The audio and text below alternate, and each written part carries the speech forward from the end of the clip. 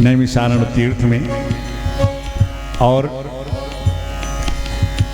सत्संग 7 दिन 7 साल 70 साल का नहीं है, 1000 वर्ष का सत्संग।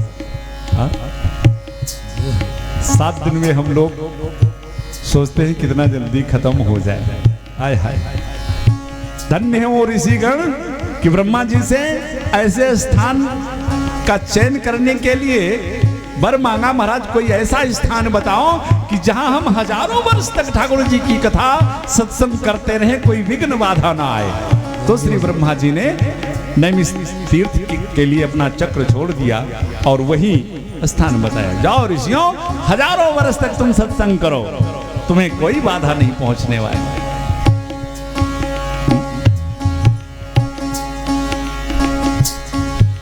व्यासासन पर श्री सूत जी महाराज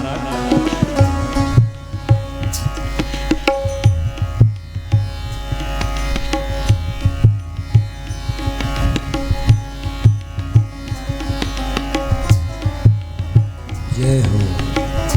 ये आराध्य देव की गाथा है, जगजीवों का इतिहास नहीं है। 21 घंटे आपके, खूब खेलो, खूब मस्ती करो, खूब बढ़िया, लेकिन इस 3 घंटे में सीताराम लाइव चल रहा है, लाइव करने की जरूरत नहीं। अब तुम ही ऐसा करोगे तो बताओ।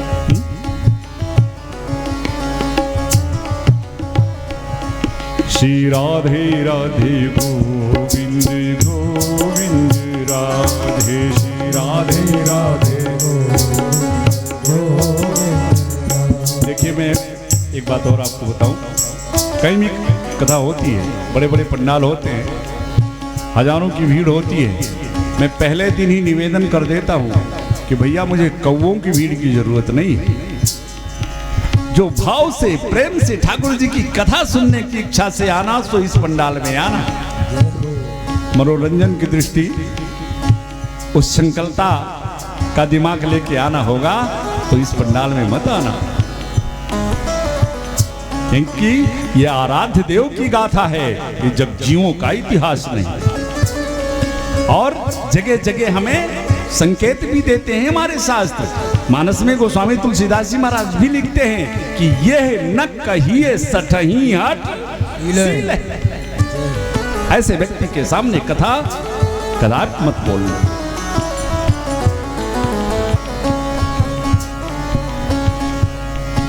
व्यासासन पर श्री खोटस वर्षीय श्री सूत जी महाराज और उनके सामने श्री सौनक जी महाराज, दोनों की उम्र में कितना अंतर है। खोटस वर्षीय श्री सूत जी महाराज और सौनक जी की आयु के बारे में किसी संत से मैंने सुना था कि उनके जीवन काल में करीब सैकड़ों बार इंद्र बदल चुके हैं, इतनी लंबी आयु वाले। और प्रधान श्रोता के रूप में श्री सूत जी के सामने श्री सौनक जी बैठे। पर विशेषता क्या है सौनक जी की? कथा अमृत रसा स्वाद कुशल, भगवान की दिव्य कथा श्रवण करने में परम कुशल है। इतने ज्ञानवान, इतने वयोवृद्ध, लेकिन जब भगवान की कथा सुनने बैठे हैं तो लगता है जैसे इन्हें कुछ आता है। सूत जी महाराज को जब ये सम्मान मिलने लगा तो सूत जी महाराज ने हाथ जोड़ लिया, अरे ऋषियों, आप जैसे वयोवृद्ध संतों के सामने, ज्ञानवान संतों के सामने उस बालक को इस आसन पर बिठाओगे? पर सौनक जी ने कहा, हे सूत जी महाराज, कोई आयु में बड़ा है, कोई धन में बड़ा है, कोई बल में बड़ा है, पर हम तो यही समझते हैं कि ये बड़े नहीं माने जाते। धन वृद्धा बल वृद्धा, कि धन वृद्धा बल वृद्धा, आयु वृद्धा तथैव च। कोई धन में बड़ा है, कोई बल में बड़ा है, कोई आयु में बड़ा है, पर ये वास्तव में बड़े थोड़ी है। अच्छा महाराज तो बड़ा कौन है? ते सर्वे अपि ज्ञान वृद्धाश्च, ते सर्वे अपि ज्ञान वृद्धाश्च, किंकरः शिष्य किंकरः। अभी तो जो ज्ञान में बड़ा है वो बड़ा है, और ज्ञान में आप हम सब में कितने बड़े हो? श्री सौनक जी कहते हैं अज्ञान ध्वांत विध्वंस, अज्ञान ध्वांत विध्वंस, सूर्य कोटि समप्रभा। महाराज ज्ञान में आप हमसे कितने बड़े हो? जैसे अकेला एक सूर्य प्रकट हो करके इस चराचर जगत के अंधकार को हरण कर देते हैं। रवि मंडल देखने में तो बड़ा छोटा लग रहा है, लेकिन देखत लघु लागा, लेकिन हृदय तास त्रिभुवन तम भागा। ठीक उसी प्रकार महाराज हम सभी का हृदय अज्ञान के घोर अंधकार से व्याप्त है, भरा हुआ है, और आपका ज्ञान उस हमारे अज्ञान रूपी अंधकार को मिटाने के लिए कोटि सूर्य समप्रभा। अरे वो तो करोड़ों सूर्य के समान आपका ज्ञान है।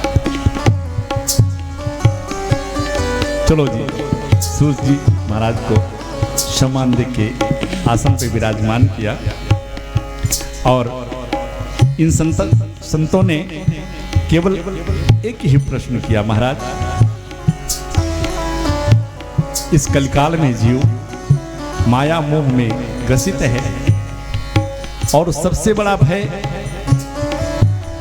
तो हम सभी को मृत्यु का है। और सरकार मैं ये चाहता हूं कि आप अपने ज्ञान के प्रकाश से हमारे इस हृदय में आए हुए इस मृत्यु भय को समाप्त कीजिए, और भगवान श्री कृष्ण के चरणों के प्रति हमारे हृदय में प्रेम कैसे उत्पन्न हो, कोई ऐसी धारा बहाइए। क्योंकि महाराज कालव्यास मुखग्रास त्रास हेतवे। अब श्री सूत जी महाराज ऋषियों को सावधान करते हैं। ऋषियों, चलो ठीक है, तुम्हारे प्रश्न के उत्तर में मैं तुम्हें जो सुनाने जा रहा हूं ये कोई साधारण इतिहास नहीं है। श्रीमद् भागवतम शास्त्रम, ये श्री सुखदेव जी महाराज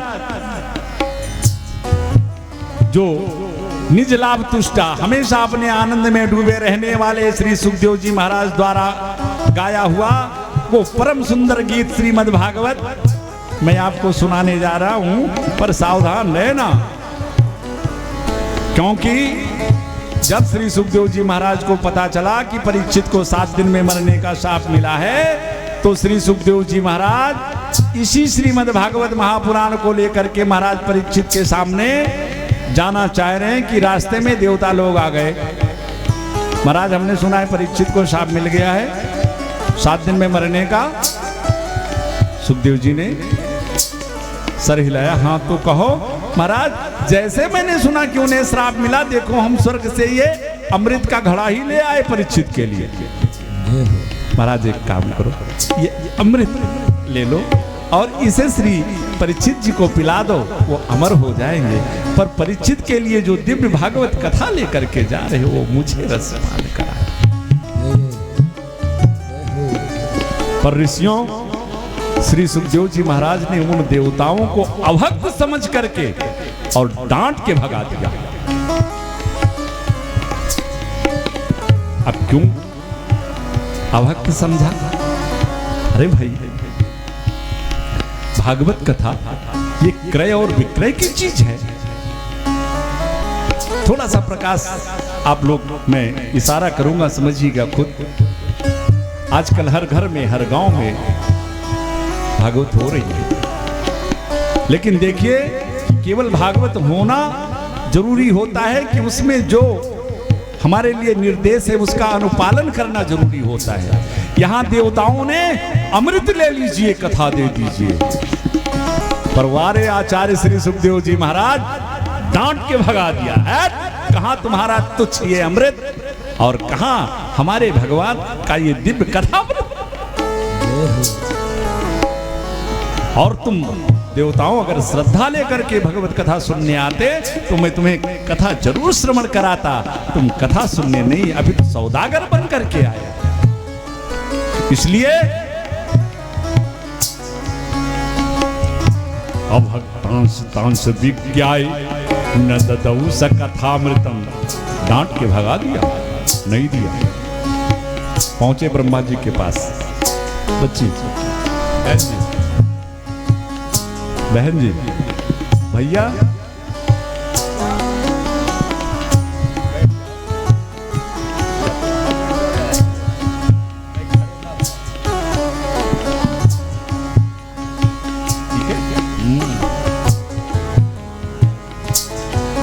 श्री राधे राधे गोविंद गोविंद राधे, श्री राधे राधे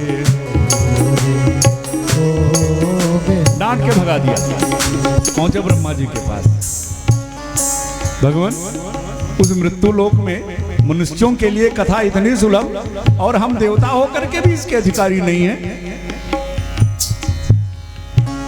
ब्रह्मा जी ने कहा, भाई विशेषता तो मुझे भी इस कथा की नहीं पता है, ठहरो और ये देखो कि 7 दिन में इस कथा श्रवण से परीक्षित की गति क्या होती है, तब कुछ इस पर विचार किया जाए।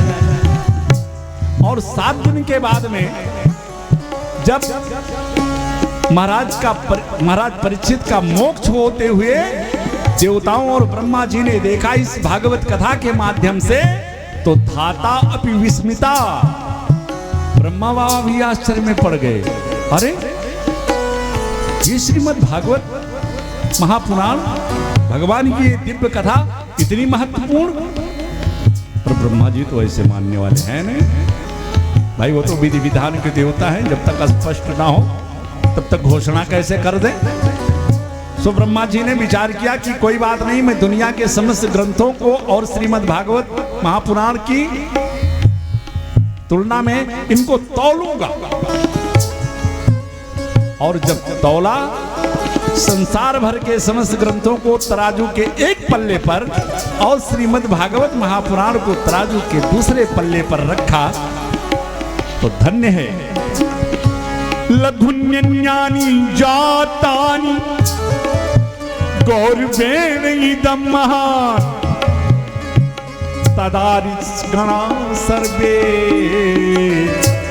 विस्मयं परमं ययो। सारे देवता ब्रह्मा बाबा आश्चर्य से डूब गए। जिस पल्ले पर भागवत ग्रंथ था वो पल्ला नीचे रहा, बाकी सारे ग्रंथों का पल्ला ऊपर हो गया। बस ब्रह्मा जी ने समस्त देवताओं के साथ घोषणा कर दिया कि ये श्रीमद् भागवत महापुराण ये कोई पुराण नहीं है, ये कोई ग्रंथ नहीं है, ये कोई पुस्तक नहीं है, ये कोई किसी का इतिहास नहीं है, बल्कि मेन रे भगवत रूपम, मेन रे भगवत रूपम शास्त्रम भागवतम कलौ।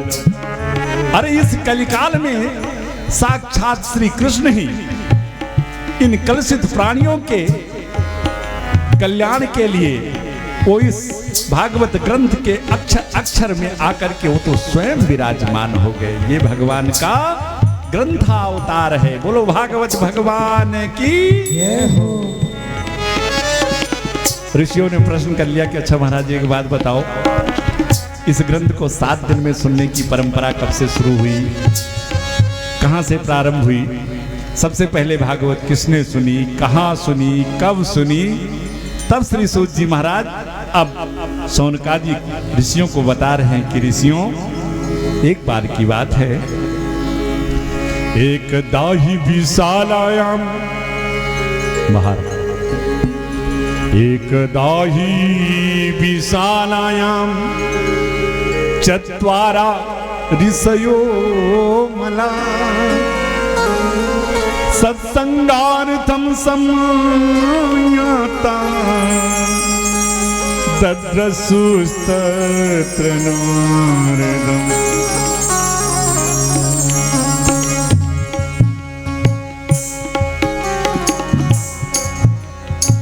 एकदा हि विशालायां चत्वारा ऋषयो मला सत्संगार्थं सम्याता दद्रसुस्तत्र नारदम्। दद्रसुस्तत्र नारदम्। एक बार की बात, विशालायाम यानी बद्री विशाल भगवान। बद्री विशाल भगवान में चारों भैया कौन कौन? सनक, सनंदन, सनातन, सनत कुमार चारों विचरण कर रहे थे। किस लिए? सत्संगार्थम, सत्संग की इच्छा को लेकर के विचरण कर रहे थे। अब देखो, दुनिया में और जितने धर्म कर्म पूजा पाठ योग अनुष्ठान है, इसको तो आप अकेले में कहीं जाकर के कर सकते हो, लेकिन अगर हृदय में सत्संग की अभिलाषा है, सत्संग करने की इच्छा है, तो आप इसे अकेले में तो कर नहीं सकते। इसके लिए तो वक्ता और श्रोता दोनों की जरूरत पड़ती है। तो चारों भैया सत्संग की इच्छा को लेकर के कि कोई संत मिले, कोई विद्वान मिले, जहां बैठ के बढ़िया ठाकुर जी का सत्संग हो, बद्री विशाल में विचरण कर ही रहे थे कि इतने में सामने से उन्हें नारद जी आते दिख गए।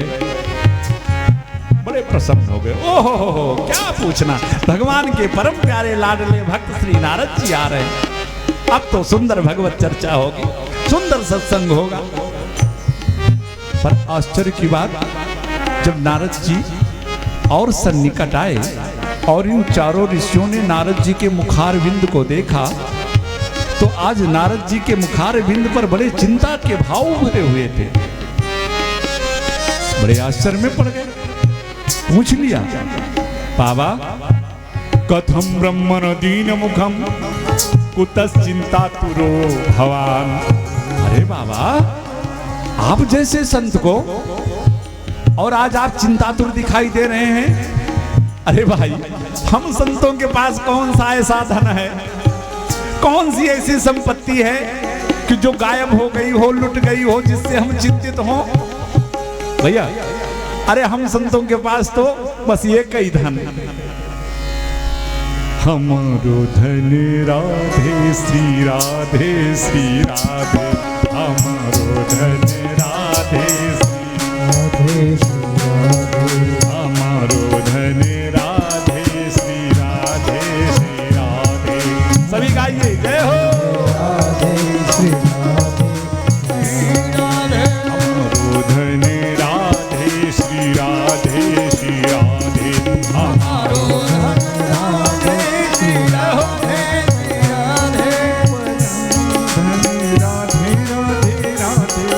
राधे राधे राधे, राधे राधे राधे राधे राधे, हमारो धन राधे श्री राधे श्री राधे, हमारो धन राधे श्री राधे राधे।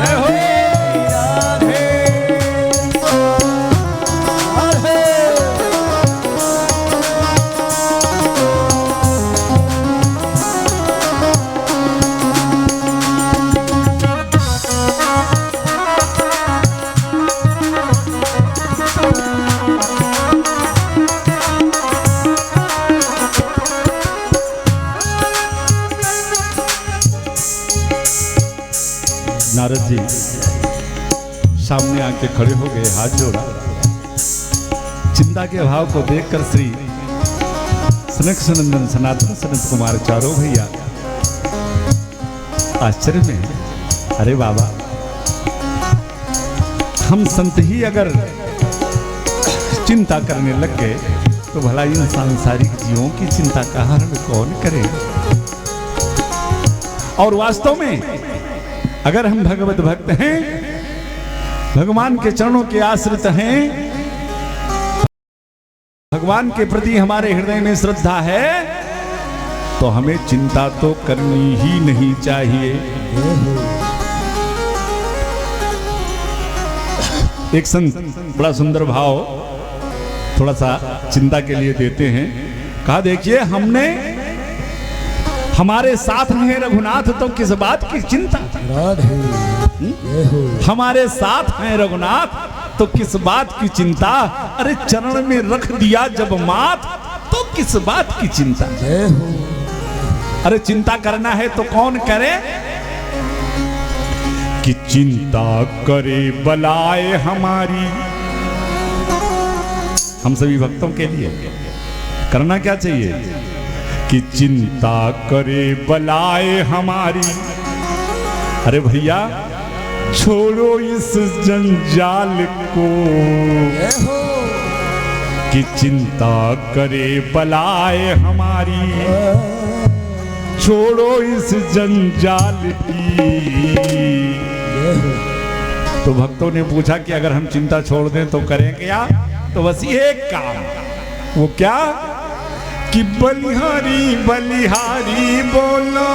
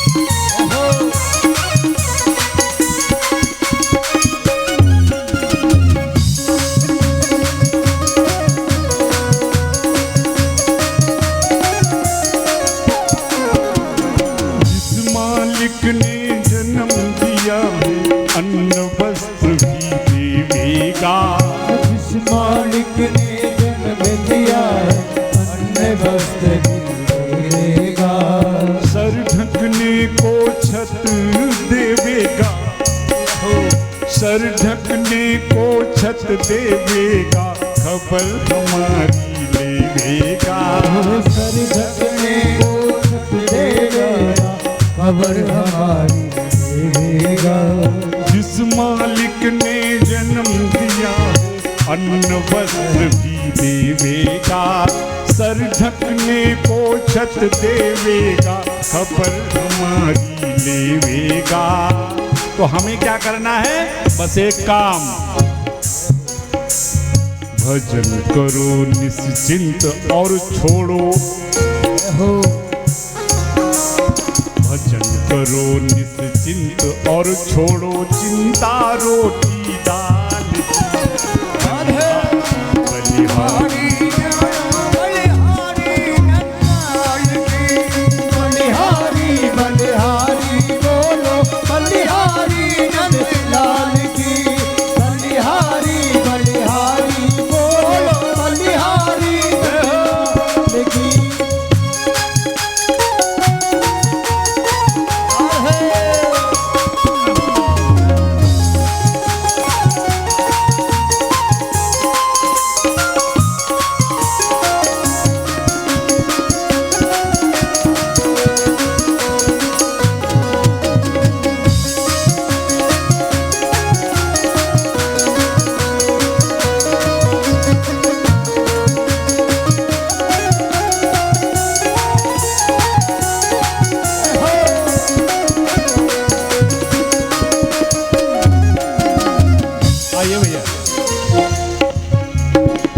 कथम ब्रह्मन दीन मुखम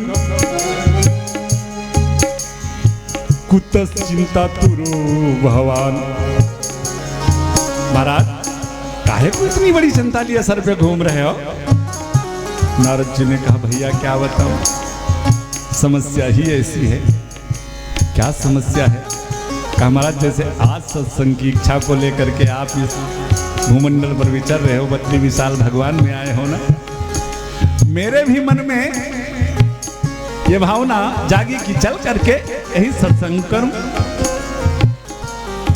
तो था ब्रह्मलोक में, लेकिन अब सत्संग करने की जब इच्छा जागृत हुई तो एक विशेषता देखिए, और सत्संग की इच्छा जीव की केवल इस मृत्यु लोक में ही पूरी हो सकती है। स्वर्गे सत्ये च कैलासे, अरे यहां तक कि वैकुंठ में भी सत्संग का लाभ आपको नहीं मिल सकता। हनुमान जी महाराज तो इसीलिए गए ही नहीं ठाकुर जी के साथ कि वैकुंठ में आप तो मिलोगे लेकिन आपकी कथा सुनने को नहीं मिलेगी सरकार, इसलिए मैं तो नहीं जाता आपके साथ। तो तिवारी साहब, भैया मेरे मन में सत्संग की इच्छा हुई, ब्रह्मलोक में था तो मैंने सोचा चलो भाई पृथ्वी पर और वहां सत्संग मिलेगा। महाराज पृथ्वी पर मैं आया तो भैया कहां कहां गए? तो नारद जी कहते हैं भैया विडंबना, अहम तुम पृथ्वीम यातो ज्ञात्वा सर्वोत्तमामिति पुष्करम चा प्रयास पुष्करम चा प्रयागम चा काशी गोदावरी तथा। अरे इस भूमंडल के समस्त तीर्थों का परिभ्रमण मैंने कर लिया। हरिक्षेत्रम कुरुक्षेत्रम श्रीरंगम सेतुवंदनम, कोई तीर्थ मैंने छोड़ा ही नहीं कि चलो भाई किसी ना किसी तीर्थ में तो सत्संग का आनंद मिलेगा। लेकिन भैया क्या बताऊं, कहीं किसी तीर्थ में मुझे सत्संग का लाभ नहीं मिला। फिर मैंने सोचा चलो तीर्थों को छोड़ चलते हैं अपने संतों के पास, और हमारे संत तो बने ही हैं सत्संग के लिए। पर विडंबना की जब मैं संतों के पास पहुंचा तो इस कलिकाल में संतों की स्थिति मुझे क्या दिखाई दे? पाखंड निरता संता, अधिकतर संत भी सभी पाखंड परायण हो गए। पाखंड का मतलब समझते हैं? पाखंड, पाखंड का मतलब ही हमारे शास्त्र इसको प्रेषित करते हैं, पापस्य खंडा सह पाखंडा, पाप का ही जो खंड है वो पाखंड है। नारद जी कह रहे हैं, ये मैं नहीं कह रहा,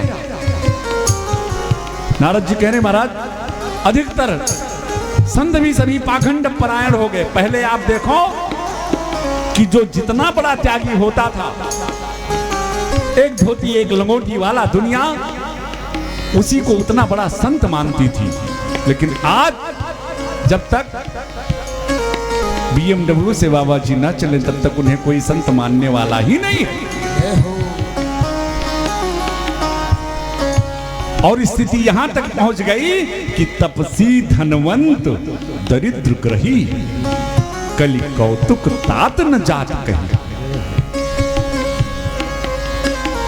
नारद जी ने कहा जब संतों के पास भी मुझे सत्संग नहीं मिला भैया तो अब चिंता होने लगी। फिर मैंने सोचा चलो संतों को भी छोड़ो, चलते हैं अपने गृहस्थों के पास।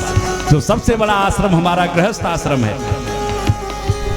4 आश्रम और चारों आश्रमों में सबसे बड़ा आश्रम हमारा गृहस्थ आश्रम है। एक बार एक विरक्त से और एक गृहस्थ से थोड़ी सी लग गई, थोड़ा सी लो बेटा, बहुत बढ़िया, बहुत सुंदर। तिवारी साहब, एक बार एक गृहस्थ से और एक संत से, एक विरक्त से थोड़ी सी लग गई, बातचीत होने लगी। विरक्त कहता ओए मेरा आश्रम बड़ा, मैं विरक्त हूँ। गृहस्थ कहता महाराज सो तो मैं आपका सम्मान करता हूँ, लेकिन एक बात बताओ, अगर हम गृहस्थ ना होते तो आप जैसे विरक्त पैदा कहाँ से होते? अरे गृहस्थों के यहाँ ही तो विरक्तों की भूख मिटती है महाराज। तो मैंने सोचा चलो गृहस्थों के यहाँ चलते हैं। लेकिन भैया क्या बताऊं, जब मैं गृहस्थों के यहाँ गया तो वहां की विडंबना कि तरुणी प्रभु तागे है, श्याल को बुद्धि दाए कहा, हरे कन्या विक्रयणो लोभान दंपति नाम चकल कनम। भैया गृहस्थों के यहाँ की भी विडंबना, तरुणी प्रभुता गे है, 80 वर्ष के माता पिता घर में हो, लेकिन घर में चलती किसकी है? अभी कल आई हुई बहू, पैसे वाले घराने से आई है। घर में माता पिता की सेवा कब तक? तिजोरी की चाबी हाथ में नहीं आई तब तक। और जैसे सारी प्रॉपर्टी का हिसाब किताब सेट हुआ, बस फिर दादाजी की खटिया ट्यूबवेल पर। अच्छा, वो दादाजी भी ऐसे हैं। हाँ, घर वाले विचार कर रहे हैं कि दादाजी की उम्र बहुत हो गई है, बिटिया की शादी करनी है, पधार जाते, इधर से मुक्त हो जाते तब बढ़िया धूमधाम से बिटिया की शादी करते। लेकिन दादाजी के पास जाओ, कहो दादाजी अब तो इस अवस्था में हो, भजन करो। बच्चा भजन का करें, एक नतनी की शादी और हो जाए फिर भजन ही तो करना है, अभी भी सर पे बोझा लादे पड़े। तो नारद जी कहते भैया क्या बताऊं, गृहस्थों के यहाँ की बड़ी बुरी स्थिति हो। तरुणी प्रभुता के श्याल को बुद्धिदायका। घर में माता पिता चाहे कितने विद्वान गुणवान क्यों ना हो, लेकिन अगर किसी नए काम के लिए सलाह लेना है तो ससुराल से साले साहब जरूर बुलाए जाएंगे। सलाह दो। अपने यहाँ ब्रज में तो एक कहावत है कि दीवार बिगाड़े आरो और घर बिगाड़े सारो। हाँ, ये ब्रजवासी कहावत कहते हैं। तो श्याल को बुद्धिदायक। अरे ठीक है भाई, साले साहब अगर बुद्धिमान हैं, बुद्धिजीवी भी हैं, विवेकवान हैं, तो उनसे सलाह लो। लेकिन फिर भी आज देखने को तो मिल रहा है कि घर घर में कलह, कन्या विक्रयणो लोभान। आज शादी संबंध में संबंध नहीं, अभी तो सौदेबाजी हो गई। नारद जी ने सारी व्यथा चारों भाइयों को सुना दी। भैया बड़ी विडंबना है।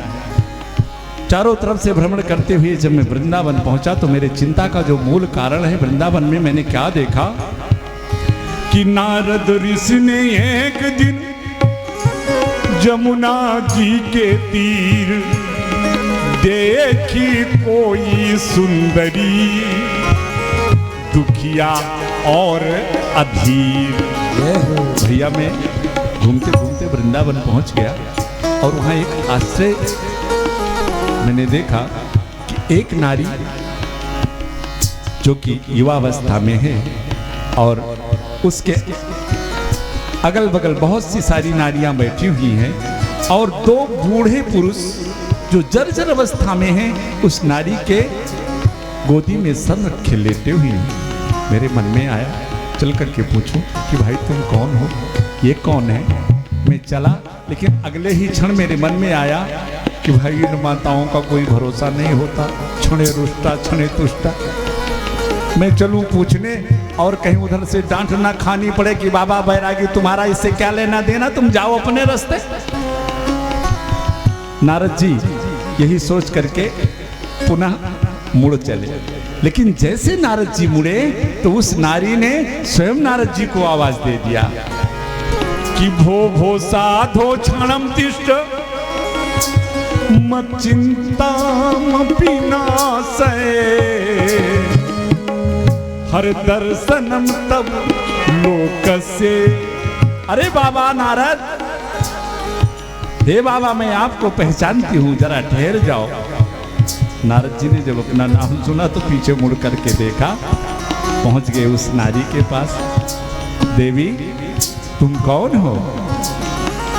अब उस नारी ने अपना परिचय दिया कि बाबा आप मुझको एक साधारण नारी समझ रहे हो ना, लेकिन मैं हूँ लौकिक सुंदरी नहीं, मुझे भक्ति बतलाते हैं सब, मुझे भक्ति बतलाते हैं।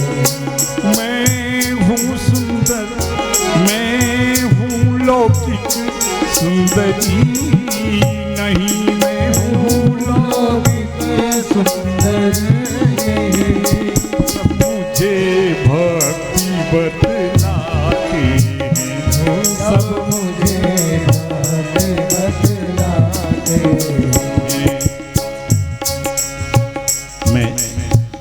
अपना पूरा परिचय बता दिया। मैं भक्ति हूँ और ये जो मेरी गोदी में दोनों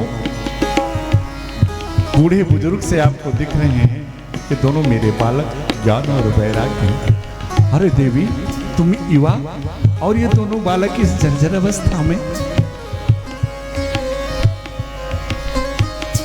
माता भक्ति ने श्री नारद जी को अपनी सारी व्यथा बता दी। महाराज, मेरा जन्म द्रविड़ देश में हुआ, बहुत सारे देशों में मैं खूब फली फूली, पर इस कलिकाल में कहीं कहीं मैं सताई ही गई। और महाराज, भ्रमण करते करते जब मैं वृंदावन पहुंची तो मैं तो युवा हो गई, लेकिन मेरे ये दोनों बालक जर्जर अवस्था में चले गए। और हे बाबा, मैं आपसे प्रार्थना करती हूं कि मेरे इन बालकों के मुक्ति का कोई उपाय बताइए, इन्हें स्वस्थ करने का कोई मार्ग चुनिए। धन्य है श्री नारद बाबा। आज साक्षात भक्ति मैया स्वयं श्री नारद जी का गुणगान कर रहे हैं और प्रार्थना कर रहे हैं।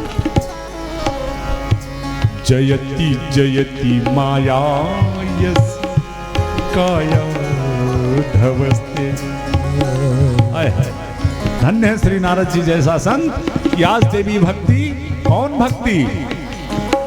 जो भक्ति किसी जीव के हृदय में धारण हो जाए तो पीछे पीछे हर फिरे कहत कबीर कबीर।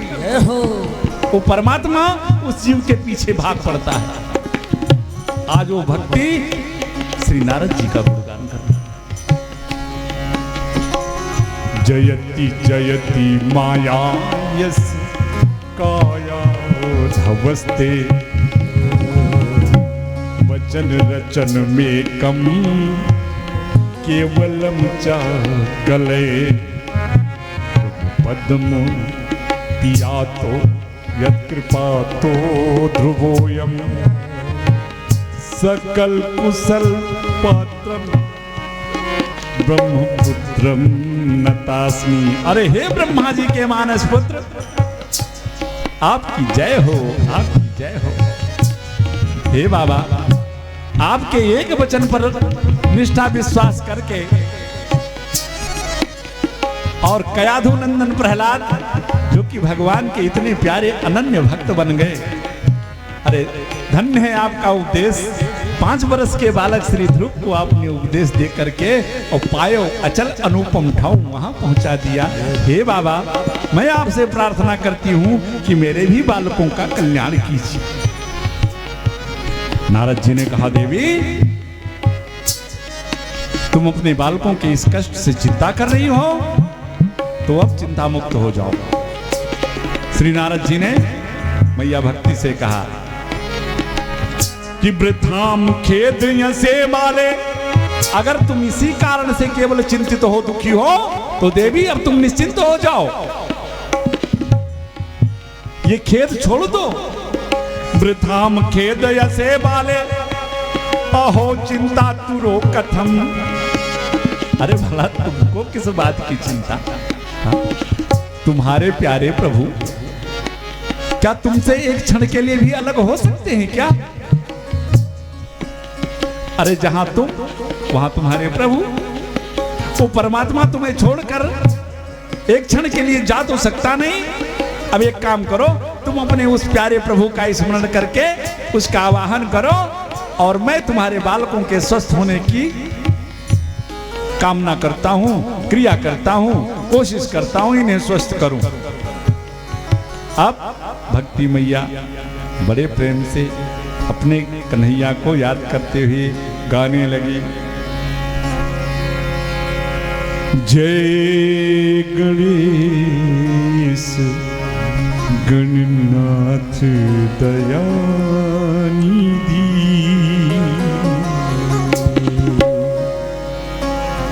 सकल विघ्न कर दूर हमारे। मम बंदन स्वीकार करो प्रभु। चरण शरण हम आए तिहारे। जय नंद लाला जय गोपाला, लाला जय गोपाला, जय नंदलाला जय गोपाल, जय नंद लाला जय जय। राधे गोविंदा मन भजले हरि का प्यारा नाम है। श्री राधे गोविंदा मन भजले हरि का प्यारा नाम है। राधे गोविंदा मन भजले हरि का प्यारा नाम है। गोपाला हरि का प्यारा नाम है। नंद लाला हरि का प्यारा नाम है। राधे गोविंदा मन भजले हरि हरि का का प्यारा नाम है। श्री राधे गोविंदा मन भजले हरि का प्यारा नाम जय हो। है।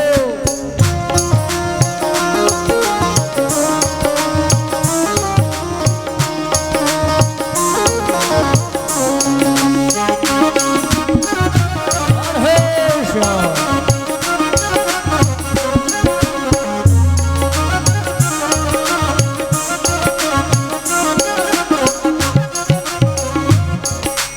मोर मुकुट श्रीगल बनमाला केसर तिलक लगाए, केसर तिलक लगाए।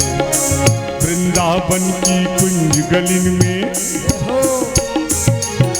वृंदावन की कुंज गलिन में सबको नाच नचाए, आज सबको नाच नचाए।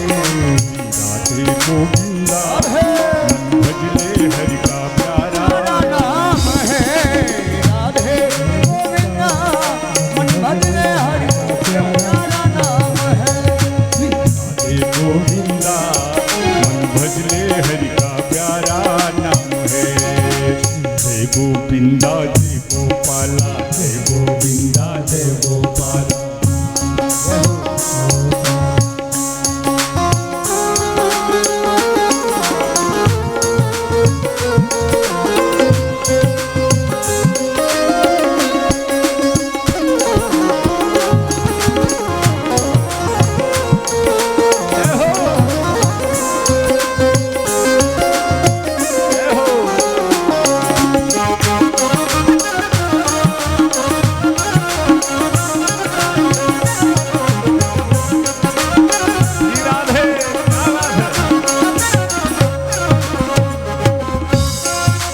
यमुना किनारे धीन चरावे माधव मदन मुरारी, माधव मदन मुरारी।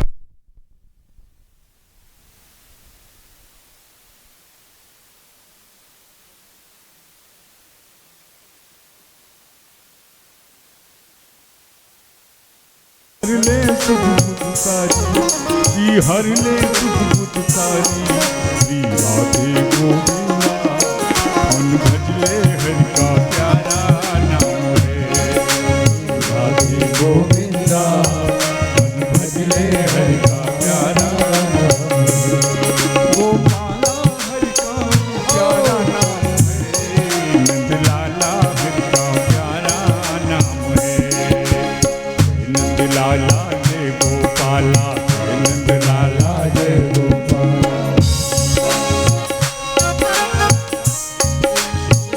हो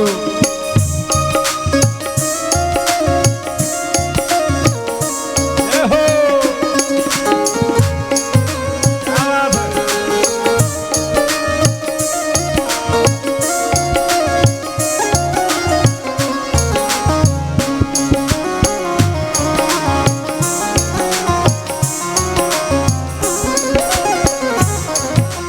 राधा शक्ति बिना न कोई सूर को श्यामल पाए, सूर को श्यामल पाए। राधा शक्ति बिना न कोई सूर्य को श्यामल पाए, सूर्य को श्यामल पाए। तुकाराम और नाम देव ने, तुकाराम और नाम देव ने विठल विठल गाया, आज विठल विठल गाया। श्री राधे गोविंदा भजले हरि का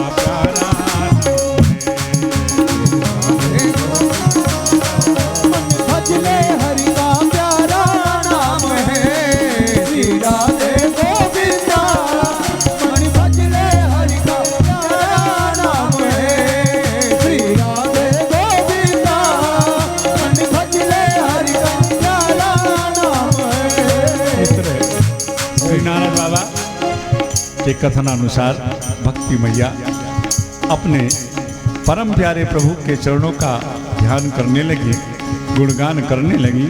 और इधर श्री नारद जी सबसे पहले सोचा क्या करूं, जमुना में स्नान किया और उसके बाद में सोचा इन ज्ञान वैराग्य के कष्ट की निवृत्ति के लिए लाओ सबसे बड़े सबसे महत्वपूर्ण जो भगवान की ही वाणी है, वेदों का पाठ किया। लेकिन उस वेद पाठ से उन बालकों के ऊपर कोई प्रभाव नहीं पड़ा। वेदों का पाठ कर लिया, समस्त पुराणों का पाठ कर लिया, उपनिषदों का पाठ कर लिया, गीता पाठे मुहुर्मुहु, गीता का पाठ भी कई बार कर लिया। एक बार तो गीता के श्रवण से कुछ चैतन्यता आई, लेकिन पुनः वो मूर्छित हो गए। अब नारद बाबा के आश्चर्य की सीमा ना रही।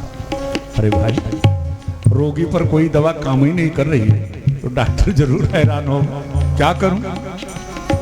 सोच ही रहे थे कितने में व्योम बाड़ी तदैवा भून मार से खिद्दतामिति उद्यमः सफलस्तेयं भविष्यति न संशया। बाबा, उद्यमी व्यक्ति सफल जरूर होता है, चिंता ना करो। नारद जी सोच रहे हैं चिंता काहे का ना करूं। सारी दवाई का प्रयोग कर लिया, डिस्पेंसरी में जितनी दवा थी सब प्रयोग कर दिया और मरीज ज्यों का त्यों। तो महाराज आप ही बताओ कौन सी दवा का प्रयोग करूं तो ये इनका कष्ट दूर हो। आकाशवाणी ने दोबारा कहा, यत दर्द तू सत्कर्म। नारद जी, अगर इनके कष्ट की निवृत्ति करनी है तो आप कोई सत्कर्म करो। नारद जी ने कहा, बोले वेद का पाठ किया, शास्त्रों का पाठ किया, पुराणों का पाठ किया, सत्कर्म नहीं है तो नहीं है भैया। तो फिर आकाशवाणी से हाथ जोड़ा कि तो तुम ही बताओ कि कौन सा सत्कर्म मैं करूं जो बाकी। तो आकाशवाणी ने कहा कि अब ये मैं तुम्हें बताने वाली नहीं, तो महाराज कौन बताएगा। साधवा साध भूषणा, जाओ कोई संत तुम्हें बताएगा कि कौन सी दवा का प्रयोग इनके ऊपर करो। नारद जी ने हाथ जोड़ा और आज चारों भैया सनक सनंदन सनातन सनत कुमार से कह रहे भैया तब से मैं उसी संत की ही तलाश में हूं कि कोई संत मिले कम से कम बताए तो कि आखिर कौन सा सत्कर्म बाकी रह गया है, कौन सी दवा उनको पिलाऊं ताकि वो स्वस्थ हो सके। और बड़ी कृपा ठाकुर जी की कि आज आप जैसा संत हमको मिला। आज अब आप ही बताओ प्रभु की कौन सा सत्कर्म मेरे से बाकी रह गया है, वो सत्संग में करूं। जब ये प्रश्न श्री नारद जी का चारों भाइयों ने सुना तो बड़े जोर से मुस्कुराए। बाबा, इतनी छोटी बात के लिए तुम इतने चिंता में। माम चिंता कुरु देवर से हर चित्ते समावह। तो बाबा, अब अगर इसी बात के लिए तुम इतने चिंतित हो तो ये चिंता छोड़ दो। महाराज छोड़ दिया।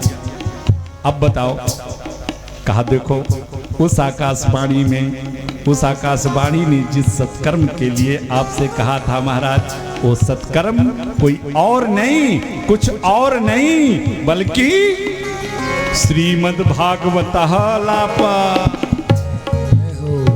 बताइए, इस भागवत महापुराण ग्रंथ को जो हम इतनी सहजता में ले लेते, अरे घर के बगल ही होता है और हम नहीं उपस्थित हो।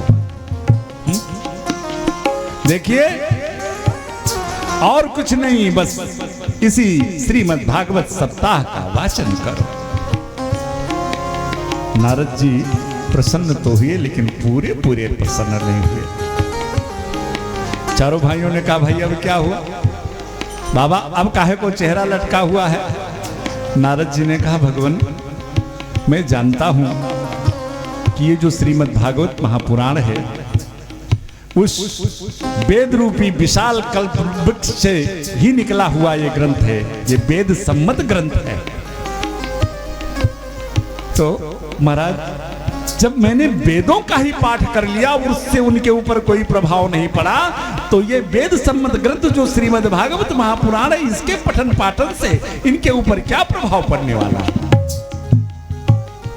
चारों भैया मुस्कुराए, कहा बाबा एक तरफ आप स्वयं कह रहे हो कि ये उस वेद रूपी विशाल कल वृक्ष का ये फल भागवत है, तो एक बात बताओ कि जितना मीठा फल होता है, क्या उतना मीठा जिस वृक्ष से वो फल प्रकट हुआ है वो वृक्ष होगा क्या?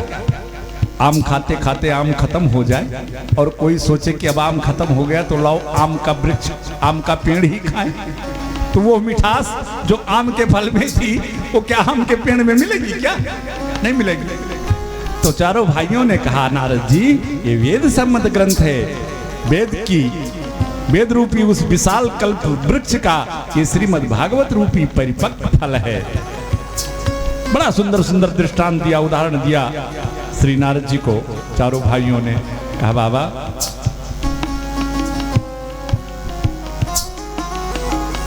दूध से ही घी निकलता है, घी में पूड़ी बनती है, लेकिन पूड़ी बनते बनते अगर घी खत्म हो जाए तो कोई सोचे कि दूध से घी निकलता है तो लाओ थोड़ा दूध ही डाल के इसी में पूड़ी छान ले। विविध प्रकार के दृष्टांतों से समझाया, नारद जी के समझ में बात आ गई। तो कहा, बाबा अब हम अलग ढूंढने कहाँ जाए, आप बनो हमारे आचार्य और भक्ति मैया के पुत्र ज्ञान और वैराग्य के कष्ट की निवृत्ति के लिए मैं बनता हूँ यजमान, आप बनो आचार्य। तो महाराज अब बताओ कथा होगी कहाँ? बद्री विशाल भगवान से लेकर के चारों भैया चले आए हरिद्वार में। हरिद्वार में क्यों? कहा एक ऐसी जगह है, भागवत संपूर्ण भागवत कथा चारों भाइयों को सुनानी है, जो बड़े बड़े विरक्त संत महात्मा हैं। आज भी कुछ ऐसे महात्मा हैं जो हरिद्वार से नीचे नहीं आते, और बहुत सारे हम मनुष्यों में से ऐसे हैं कि जो कथा श्रवण के लिए हरिद्वार तो जा सकते हैं, लेकिन अगर बद्री विशाल जाना हो तो बड़ी कठिनाई होती है। इसलिए चारों भाइयों ने ऐसी जगह कथा का आयोजन किया कि बड़े बड़े विरक्त महामुनि भी वहां आ जाए और इधर दिल्ली लखनऊ बंबई वाले भी हरिद्वार पहुंच जाए। बढ़िया सुंदर सा आसन बनाया गया। चारों भैया सनत सनंदन सनातन सनत कुमार गंगा तट पर आचार्य बनकर बैठे। श्रीमद् भागवत अनुष्ठान प्रारंभ हुआ। श्री नारद बाबा यजमान बनकर, और अभी कथा प्रारंभ हुई थी कि अचानक पहले जितने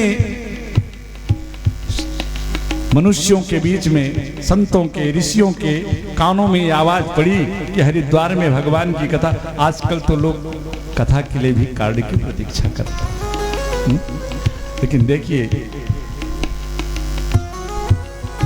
जो विरक्त संत थे वो अपने शिष्य परिकरों के साथ, और जो गृहस्थ संत थे वो अपने स्त्री पुत्र परिवार के साथ, भृगुर वशिष्ठ चमनश्च गौतमो मेधा तिथिर देवल देवरातो, जो सुन रहा है कि श्रीमद् भागवत महापुराण का अनुष्ठान हुआ, जहां है जैसे है भाग आ गए हरिद्वार में। कथा प्रारंभ हो गई। नारद जी बैठे हैं, कथा श्रवण कर रहे हैं। इतने में पीछे से बड़े मधुर सुंदर संगीत ध्वन संकीर्तन नाम धुन की आवाज श्री नारद जी के कानों में पड़ी। श्री कृष्ण गोविंद हरे मुरारे, हे नाथ नारायण वासुदेवा,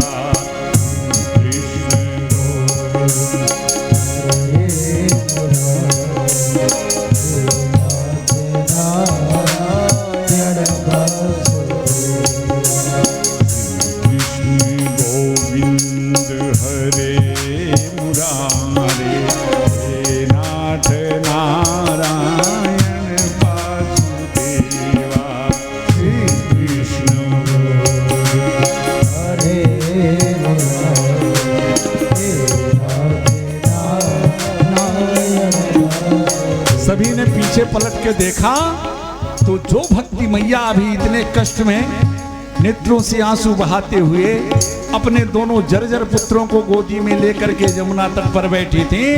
दोनों पुत्र सुंदर स्वस्थ युवा अवस्था में, और भक्ति मैया तो मारे खुशी के नाचते हुए उस पंडाल में पधार गई। श्री कृष्ण गोविंद हरे मुरारे, हे नाथ नारायण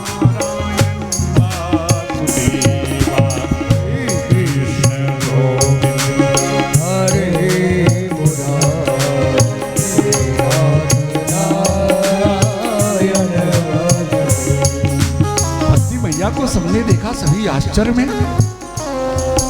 इनका ना किसी ने आवाहन किया ना बुलाया, और ये कैसे आ गई?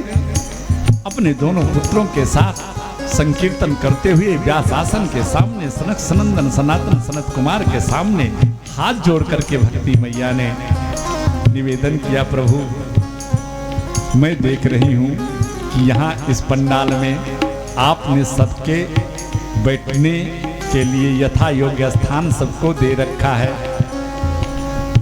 मुझे भी आदेश दीजिए कि इस पंडाल में मैं कहाँ बैठूं। और धन्य है श्री सनक सनंदन सनातन सनत कुमार जैसे आचार्य। भक्ति मैया से कहा, देवी अगर तुम मुझे से अपने रहने का स्थान बैठने का स्थान पूछ रही हो तो मैं तो यही कहूंगा कि हमारे इस पंडाल में जितने हमारे श्रोता बैठे हैं तुम जाकर के सबके हृदय में ही बैठ जाओ। बोलो भक्ति मैया की जय हो। और आप विचार करो, वास्तव में इस त्रिभुवन में वही धन्य है जिसके हृदय में प्रभु की प्यारी भक्ति। अरे सकल भुवन मध्य निर्धनाते विधन्या निवसत हृदये सांसी हरेर भक्ति रेखा। मेरे प्यारे प्रभु श्री व्यास जी कहते हैं, इस त्रिभुवन में वही धन्य है जिसके हृदय में भक्ति है। मेरे ठाकुर जी अपने बैकुंठ से इस मृत्यु लोक के जीवों के हृदय में झांक झांक कर देखा करते, और जिस हृदय में उन्हें अपनी प्यारी भक्ति दिख जाती है तो हरिरप निज लोकम, तो अपना प्यारा परम प्रिय बैकुंठ हरिरप, मेरे हरि उस बैकुंठ को छोड़ देते। अच्छा महाराज तो कहां जाते हैं? हरिरप निज लोकम छोड़ करके और आ करके प्रविशत हृदये सांसी भक्ति सूत्रोपनिधा। उस प्यारे जीव के हृदय में जहां उनकी प्यारी भक्ति होती है प्रभु अपना वैकुंठ छोड़ करके आकर के उसके हृदय में विराजमान हो जाते हैं। बोलो भक्त भगवान की जय हो। भैया साउंड वाले कहां गए? श्री राधे राधे गोविंद गोविंद राधे, श्री राधे राधे गोविंद राधे राधे गोविंद गोविंद राधे, श्री राधे राधे गोविंद। भक्ति मैया के कष्ट की निवृत्ति हो गई, ज्ञान वैराग स्वस्थ हो गए। श्री नारद जी ने बड़ा सुंदर एक प्रश्न किया चारों भाइयों से।